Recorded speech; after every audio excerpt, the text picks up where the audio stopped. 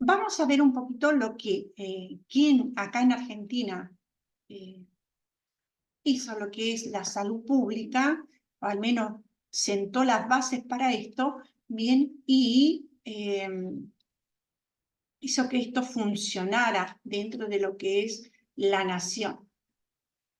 Lo que nosotros vamos a mirar, o sea, traten de ir tomando apuntes. ¿Por qué? Porque esto nos va a dar una pauta para todo lo que hoy estamos viviendo. ¿Bien? A ver si puedo encontrarla. ¿Dónde estás?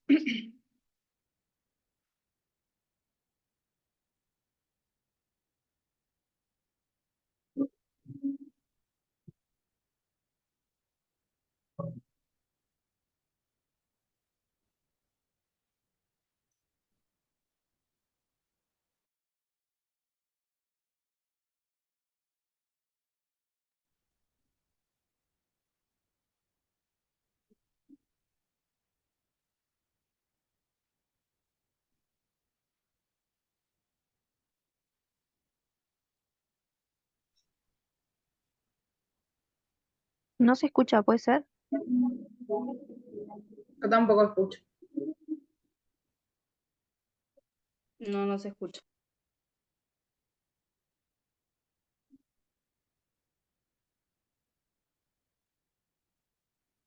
La salud es nuestro bien más preciado, indispensable para disfrutar de la vida en plenitud.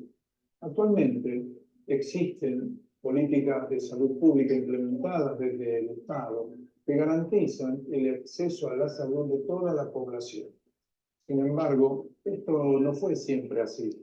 Durante buena parte de nuestra historia, los sectores más vulnerables quedaron al margen de las prestaciones médicas esenciales. Hubo un momento en que eso cambió. Un gobierno llevó adelante ese cambio y un hombre fue el encargado de realizarlo, el doctor Ramón Carrillo. Cuando el general Juan Domingo Perón llegó al poder en 1946, se fijó el objetivo de hacer una Argentina más justa, de crear un Estado que gobernase a favor de los más desposeídos. Entre los numerosos hombres que lo acompañaron en su tarea estaba Carrillo.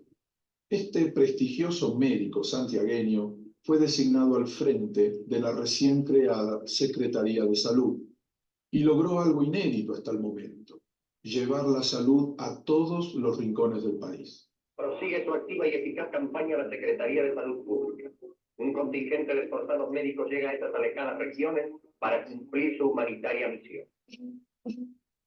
En solo 8 años se construyeron numerosos hospitales e institutos de especialización, se realizaron campañas de prevención y control de endemias y se establecieron los pilares de la medicina preventiva y social. Pero, ¿quién era Ramón Carrillo? Aunque su labor como funcionario público fue fundamental, no concluyen ahí ni sus méritos ni su carrera. Ya era un científico de renombre antes de conocer a Perón y sumarse a un proyecto que cambiaría para siempre su vida y la de millones de argentinos.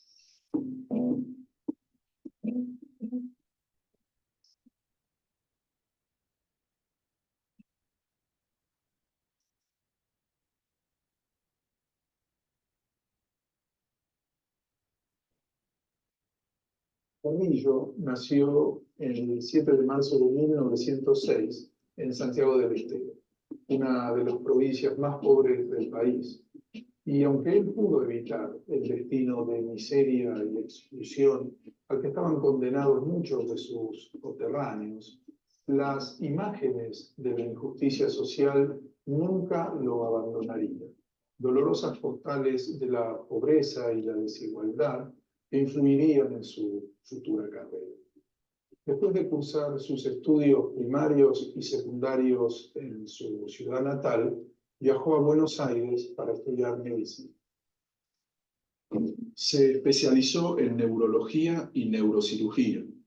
Tras recibirse en 1929 con medalla de oro, obtuvo una beca para perfeccionarse en Europa.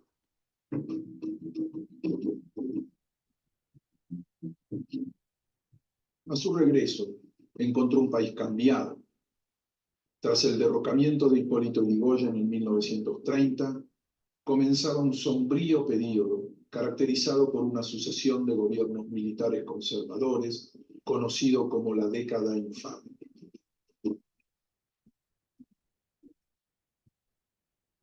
Mientras el país se encontraba atravesando esta etapa de corrupción política, expolio económico y libertades cercenadas, Carrillo se consagró intensamente al desarrollo de su profesión.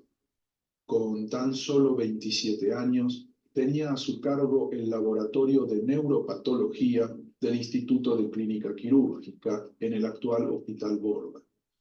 Por entonces, se dedicaba exclusivamente a la investigación y publicó numerosos trabajos científicos que le valieron prestigio internacional.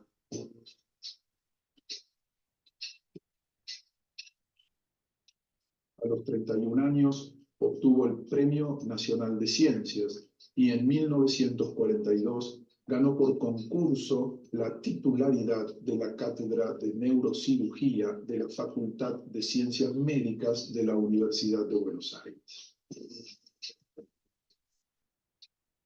Entre otros, formaría como discípulos a los doctores Juan Christensen, Raúl Matera y a sus hermanos Arturo y Santiago Carrillo.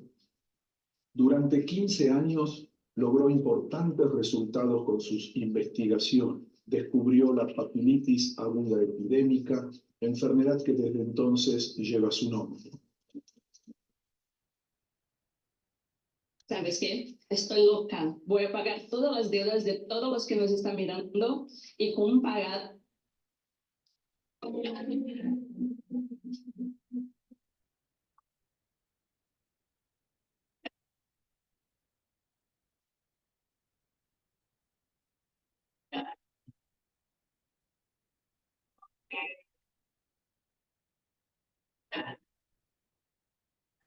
Las esclerosis cerebrales y las aracnoiditis. Estas son las inflamaciones que sufre la envoltura más delicada de las tres que protegen al cerebro, conocida como aracnoides. Ideó métodos para teñir las células cerebrales y poder observarlas al microscopio, una técnica precursora de las actuales tomografías computables. Y también realizó estudios sobre la anatomía comparada de los cerebros de las diversas clases de vertebrados. Pero Carrillo no solo se sintió fascinado por el complejo funcionamiento del cerebro, sino también por las ideas que de él podían surgir.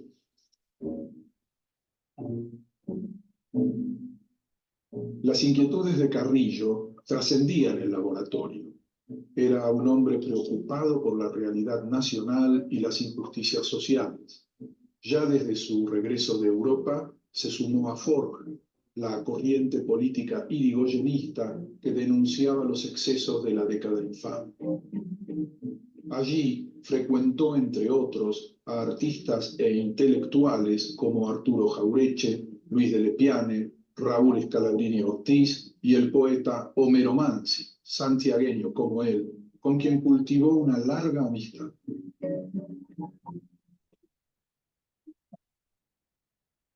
En 1939, un hecho cambiaría drásticamente su vida. Para ayudar económicamente a su madre y a sus 10 hermanos, aceptó un segundo empleo. Se hizo cargo del servicio de neurología y neurocirugía del Hospital Militar Central en Buenos Aires. Allí se toparía con una realidad alarmante. Al analizar las historias clínicas de los aspirantes al servicio militar procedentes de toda la Argentina, notó un detalle preocupante: los problemas de ineptitud física y la presencia de enfermedades vinculadas a la pobreza eran enormes entre los conscriptos provenientes de las provincias más postergadas, como Tucumán, Salta, Jujuy y su tierra natal, Santiago del Estero. Pidió entonces un estudio para establecer la cantidad de camas hospitalarias cada 1000 habitantes en el país. El resultado fue abrumador. La Argentina contaba con apenas el 45% de las camas necesarias. Los hospitales o establecimientos con servicios de internación eran privilegio exclusivo de las grandes ciudades. La mayoría funcionaba de manera precaria por falta de personal, medicamentos e instrumental. Las zonas rurales carecían de servicios de salud y las instituciones de atención médica públicas dependían de las sociedades benéficas. Por entonces Carrillo escribió: la caridad es una virtud cristiana admirable, pero no puede ser la base de una doctrina para el gobierno de la salud pública. Enfrentado a semejante panorama, Carrillo tomó conciencia de que era el momento de cambiar las cosas y la oportunidad no tardaría en llegar.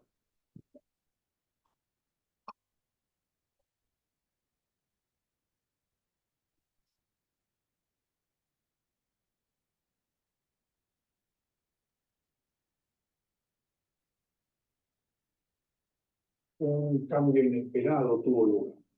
En 1943, un golpe de Estado puso fin a más de 10 años de gobierno conservador y un nuevo gobierno militar asumió.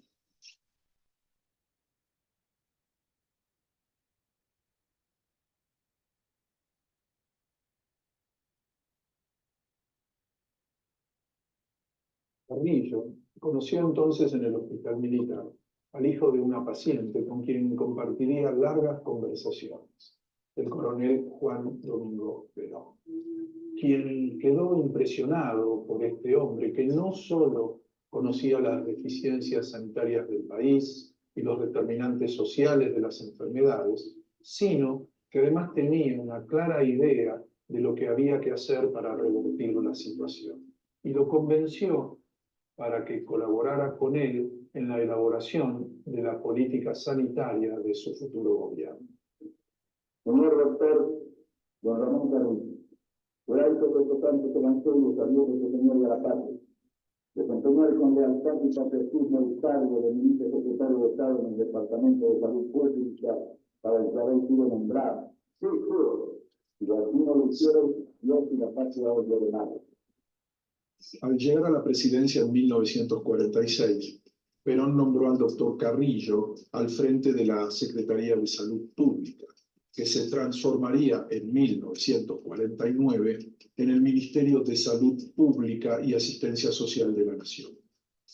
Para Carrillo, aceptar un cargo público significó todo un acto de coraje personal y profesional. Renunciaba a la seguridad y la riqueza económica que le otorgaba su reputación científica para poder concretar sus ideas, exponiéndose a las críticas y a ganar enemigos políticos. Al asumir el cargo de secretario de Salud, su primera medida consistió en fijar los objetivos generales de gestión a partir de las siguientes definiciones. Todos los hombres tienen igual derecho a la vida y a la sanidad. No puede existir política sanitaria sin política social. De nada sirven los avances de la técnica médica si ésta no puede llegar al pueblo mediante dispositivos adecuados. Para mejorar la estructura sanitaria a nivel nacional, dividió al país en zonas, planificando para cada una la atención de sus problemas específicos. En forma simultánea, elaboró un extenso plan analítico de salud pública, en el que no descuidó ningún detalle del funcionamiento hospitalario. Tanto las competencias del cuerpo médico como las de todos los empleados de las distintas áreas estaban contempladas.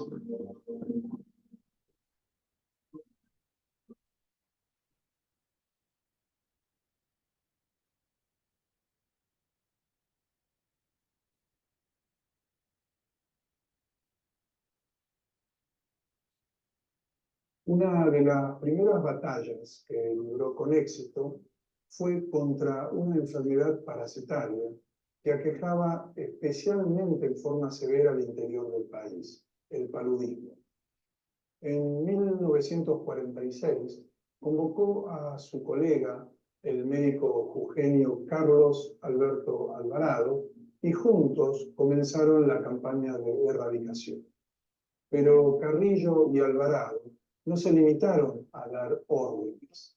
Se dirigieron personalmente a cada punto del país donde la endemia estaba presente. Visitaban los ranchos para atender a los afectados y ayudaban a fumigar las lagunas. Una combinación de extraordinarias características hace el ministro de Salud Pública en un acto realizado en el aula magna de la Facultad de Ciencias Médicas, en el que habla también el doctor Alvarado. Se anuncia que a solo 3 años de iniciar una gran campaña, el paludismo ha desaparecido del país. Y este triunfo en la lucha contra la temible endemia pública debe enorgullecer.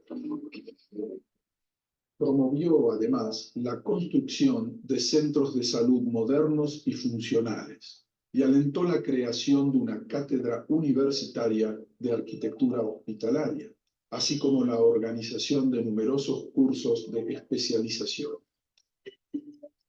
Carrillo en persona controló la marcha de las tareas para poder cumplir a tiempo con el calendario del Plan Quinquenal de Inversiones Estatales lanzado por Perón para el periodo 1947-1951.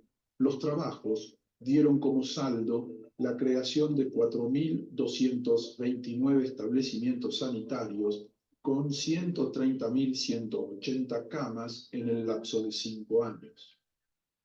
Se levantaron nuevos hospitales en todas las provincias del país, la mayoría en la Patagonia y el noroeste.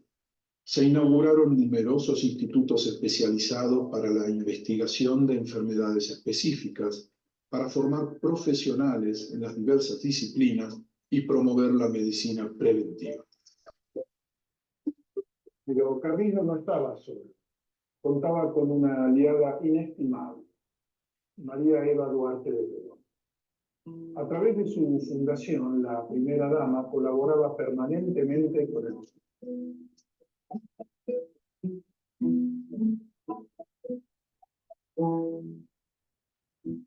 Desde su creación, el 19 de junio de 1948, la Fundación Eva Perón construyó 25 hospitales y policlínicos en todo el país. Y organizó los campeonatos infantiles y juveniles Evita, durante los cuales se llevó a cabo la revisación médica de más de 300.000 niños. Y llega el gran día. En las canchas de los grandes, más felices que nunca, están hoy ellos.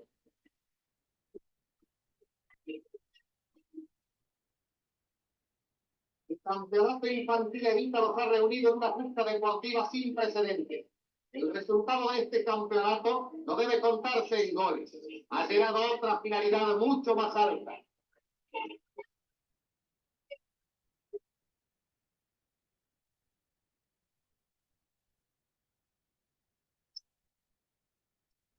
Pero aún quedaban sectores de la población aislados, al margen de los avances sanitarios que iban produciéndose en el país. Ya que no todos podían llegar al hospital, había una solución: llevar el hospital a la gente. Se valieron de las vías ferroviarias tendidas el siglo pasado como parte del proceso de expoliación de las riquezas del interior del país, esta vez para hacer llegar los últimos avances médicos a los más necesitados. Nuevo símbolo de la Argentina de hoy. El tren de la cruzada sanitaria justicialista Eva Perón se apresta a recorrer el norte del país. Dotado de los más modernos recursos asistenciales, llevará a las poblaciones rurales, junto con la realización médica especializada, sueros, vacunas, placas radiográficas y laboratorio de análisis. El tren sanitario, inaugurado en 1951, contaba con 12 vagones que transportaban a un equipo médico de 46 personas. Durante 4 meses viajó por el país prestando servicios médicos gratuitos. Tenía su propio generador eléctrico, una farmacia, laboratorios, salas de rayos X, una sala de cirugía, una sala de partos, consultorio dental y un microcine donde se proyectaban películas destinadas a educar en materia de higiene y cuidados preventivos.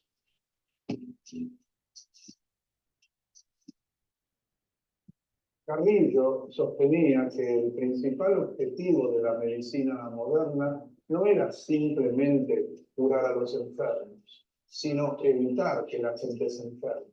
Y que para lograrlo había que promover el mejoramiento general de la sociedad, consolidando las leyes obreras tendientes a dignificar la tarea de los trabajadores. En sintonía con este pensamiento, durante su gestión, el presupuesto en salud se incrementó 10 veces. Se lograron grandes avances en el control de enfermedades, tales como el paludismo, también conocida como malaria, el tifus y la brucelosis. Se duplicó el número de camas en los hospitales públicos. Enfermedades de transmisión sexual como la sífilis prácticamente desaparecieron. La mortalidad por tuberculosis pasó de 130 decesos a 36 por cada 100.000 habitantes. Y la mortalidad infantil, que en 1945 era del 90 por 1000, descendió al 56 por 1000 en 1954. La Secretaría de Salud Pública de la Nación, en su empeño de proporcionar al pueblo medicamentos nobles y al alcance de los más modestos, desarrolla una actividad intensa desde EMESTA, especialidades medicinales del Estado, elaborando hasta 95 preparados para combatir las más diversas enfermedades. Durante la gestión de Carrillo se creó EMESTA, la primera fábrica nacional de medicamentos, que elaboró un conjunto de más de 100 drogas de distribución gratuita y se apoyó a los laboratorios nacionales por medio de incentivos económicos. La monumental tarea emprendida por Carrillo no tenía antecedentes en nuestro país. Por primera vez, la salud estuvo al alcance de todos. Pero aquella edad de oro de la medicina social pronto se vería interrumpida de la peor manera. El destino le tenía reservado al sanitarista una sucesión de amargos contratiempos. En 1954, con su salud deteriorada, abandonó el ministerio y viajó a los Estados Unidos para iniciar un largo tratamiento. Durante su estadía, ofreció una serie de conferencias en la Universidad de Harvard. Estando en Nueva York, recibió una sorpresiva y dolorosa noticia. El general Perón había sido derrocado. El calvario para Carrillo no hacía más que comenzar. De la noche a la mañana se vio convertido en un exiliado y un perseguido de los militares golpistas. Sin recursos económicos, aceptó un trabajo como médico en una empresa minera que realizaba excavaciones en el Amazonas. Desde allí envió un telegrama al presidente de facto, Eduardo Lonardi, manifestándole que quedaba a su disposición para ser investigado. Nunca recibió una respuesta. Al mismo tiempo, en Buenos Aires lo acusaban de malversar fondos. Se allanaron sus bienes y se secuestraron sus libros y sus cuadros. Vencido su contrato con la empresa minera, Carrillo siguió desempeñándose gratis como médico rural en Belém do Pará, al nordeste de Brasil. Para muchos indígenas de la zona, Carrillo fue el primer médico que conocieron.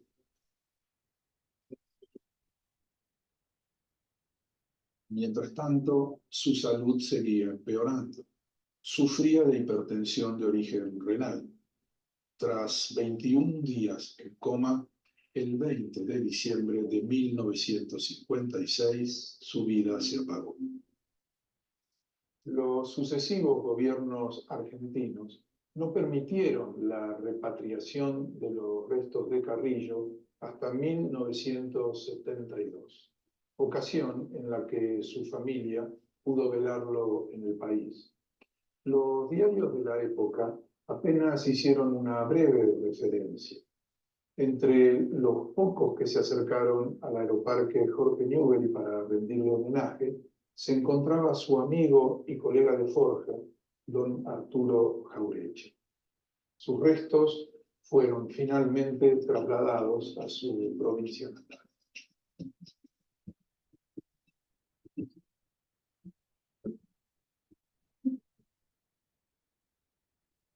La revolución sanitaria llevada adelante durante los gobiernos de Perón y bajo la supervisión de Carrillo comenzó a languidecer después del golpe de Estado de 1955.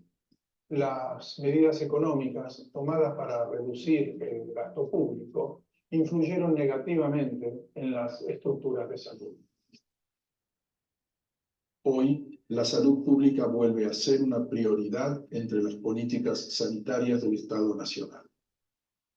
2006 fue declarado Año de Homenaje a Ramón Carrillo, y como un eco de la historia resonando en el presente, en febrero de 2013 se inauguró un nuevo tren sanitario que lleva su nombre. Hospitales, centros de atención primaria de la salud y centros de atención comunitaria a lo largo de todo el territorio nacional concretan a diario el compromiso que se impuso Carrillo hace casi 70 años. Una medicina de calidad accesible para todos los argentinos.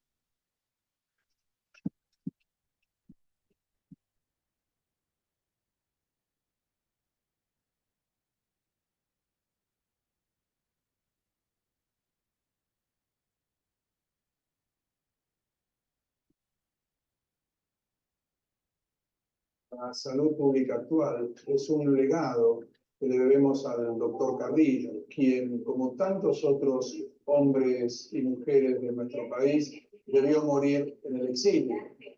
Pero quienes trascienden por fuerza de sus ideas nunca son silenciados del todo.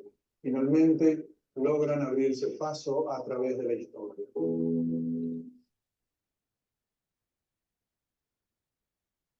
Bien. ¡Qué tremendo! Yo desconocía todo eso. Ah, sí. Bueno, para eso está la materia de salud pública. ¡Qué tremendo! Sí.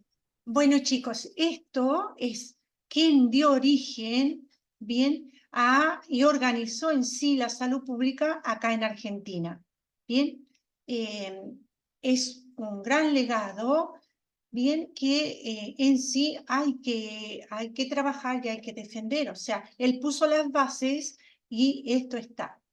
Como ven, la mirada que tenía Carrillo era holística, o sea, él se fue dando cuenta, por ejemplo, cuando llegaron los conscriptos a enrolarse para el ejército, se dio cuenta de la realidad. Más bien ya se había dado cuenta, pero fue constatando que había mucha pobreza, mucho desastre en el país. Y no había solo que dar la atención, sino también esto de organizar y dar, ¿no?, lo necesario para poder cambiar la realidad. Así que vean cuán importante, ¿no?, es tener esta mirada y tratar de equilibrar, ¿no?, todas las iniquidades que nos ayudan, ¿no?, para que haya igualdad en sí. Bien. Así que creo que queda bastante claro lo que es salud pública en este sentido, ¿no?, que es mucho más allá, que es una organización del Estado y que nos ayuda a ver la realidad de la nación. Bien, yo por favor les pido que vayan viendo todo esto, ¿no?, con bastante detenimiento, y vayan un poco viendo lo que es los conceptos de salud, lo que es salud pública, ¿bien? Para que las definiciones también, de acuerdo, para que no se vayan confundiendo, porque si no, me voy a encontrar en el examen que van a decir, no, la salud pública es aquella que no se paga.